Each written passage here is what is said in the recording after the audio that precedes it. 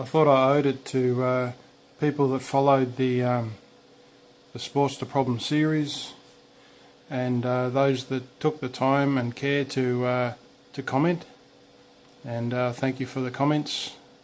Quite a few comments pointed me in the right direction, and I thought I owed it to everybody to give a summary video, and so here it is. The motorbike was taken in some spare time I had to a motorbike shop. It was a Harley Davidson motorbike shop, and it was diagnosed as the problem being the carburetor. The carburetor was rebuilt. Many tests were done.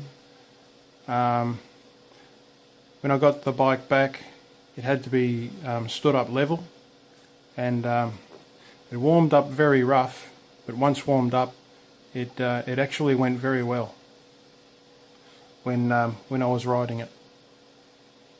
The main problem was the lack of time, and that I previously rebuilt the carburetor, but that made no difference. The mechanic auto electrician said something about the float height wasn't right. I did want to sell the bike to a shop, but the buyer was the purchaser was a guy who does up motorbikes. He's a tradesman, and he seemed to have a good ability with mechanics and auto electrical. I'd just like to say that the carburetor was the main problem. There were other problems. The mechanic electrical guy at the Harley shop did say the same thing, that there were other problems, but the main problem was the carburetor. Senior mechanic worked on it for half a day. It's good in that I sold the bike running and knowing what the main problem was. I'll give motorbikes one more try. It'll be with fuel injection. The next bike will have fuel injection. Okay, so I said during the video series that I would award best comment, and so I'll award that now. Okay, this is the top comment. This is most hopeful, useful to me, and if I'd taken this advice early on, I would have saved myself a lot of time and money.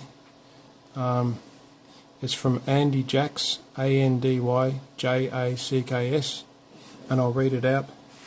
Just wanted to mention that I watched all your videos, and what I liked most is your honesty and perseverance. I was raised up as a young boy around a garage and do all my own work on automobiles and motorcycles. I have a Sportster that has an S&S Super E carburetor, which is more dependable and simplistic.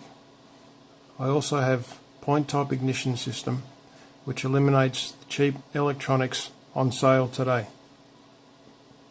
If you're going to spend more money on a carb, check out a good used S&S Super E type, and the points conversions are fairly inexpensive and simple to install, which will let you know if your problem is fuel or electronic. Okay, I'll now read out other good comments. They may be of value to anybody watching the video and looking for ways to improve their bikes.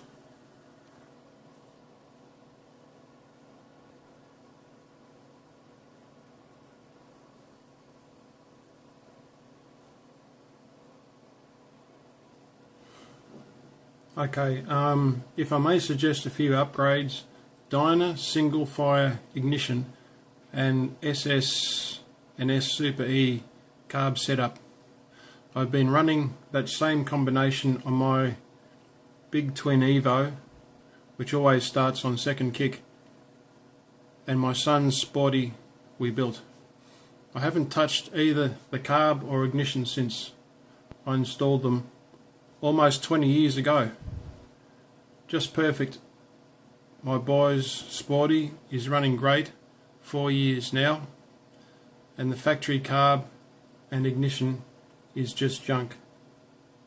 Yeah, it costs, but the best upgrades you can make. That's from Keep On Rolling. The previous comment was on my video, install ignition pickup module. This comment's from Sportster Problem 36. This comment is from Saxos, S-A-C-H-E-U-S, and it reads carb float, that being what he thinks is the problem. It regulates the amount of fuel in the carburetor and operates a little valve to allow fuel in the bowl. If the valve gets stuck in the closed position, it will not allow the fuel in, thus the fuel level in the carb would drop as the engine runs to a point where there is not enough fuel to sustain the running of the engine, and could cause it to backfire, as the mixture would be weaker. The float bowl is vented to allow fuel in, or it would not work. Fuel does not flow through your pipe due to there being pressure in the pipe as you put it onto your tank. So I think he's saying that there's actual air pressure in the pipe, and that could be a reason why it's not flowing. The fuel's not flowing. This to me may indicate a float problem. He could be right. That's what the mechanic said when I took it to the shop, that it was the float height. I would gently tap the bowl with a wrench or small hammer to try and loosen the valve whilst watching the pipe for fuel flow. If fuel flows, then valve was in the closed position and may need a clean or replacement. Your engine seems to have everything it needs to start and run, but your fuel flow and backfire suggests to me a carb strip and clean is in order. If it was mine, that is what I would do before spending any more money on it. I hope this helps. Keep at it, you'll get it running. Okay, this is Sportster Problem 39, and it's from Mustache Milk. I know this is old, but I have to say something here. Don't adjust the float on level. Should be at 15 degrees and measure it. Or you could will lean it out or overrich the carb. Okay, this is from Harleyal Morrow, Harleyal Morrow.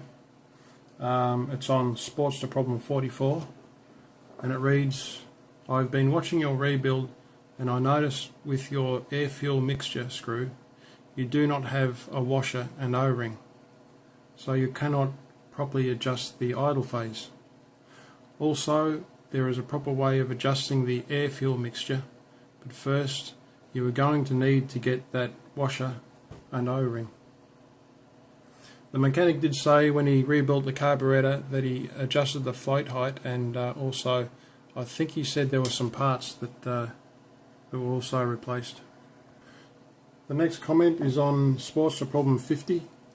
It's from Ed Yachera 2, and it reads, I'll read the second one down. He's commented twice. It reads, on your air-fuel mixture screw there should be a metal washer and another rubber O-ring. Also, your base air-fuel mixture should be 2.5 to 2 3/4 from seated to threaded out position. The next comment is from Evo Sportster Top End Rebuild number 7. It's from Michael Treeman, and he's hit the nail right on the head. He's right, and he comments, I just had the same issue. You need a new carb. Problem fixed. Your old carb has an internal crack and taking in air. Please let me know how it goes.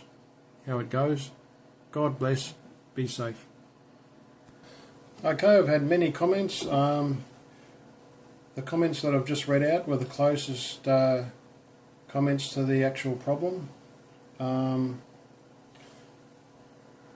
Okay, I'd like to wrap this Sportster problem series up now. I won't be posting any more videos on the Sportster. So what I'll do is I'll leave the videos up. I'll leave the series up, the Sportster problems videos, and I hope that the videos have been of some assistance to riders to help fix their bikes, keep their bikes on the road. The work that I've done and the videos I've kept, I hope that people come across them and they're able to fix their bikes. I know some people have used the videos to fix their bikes. So okay, so that concludes the video series of the Sportster problem. Thanks for watching. Thanks for your comments.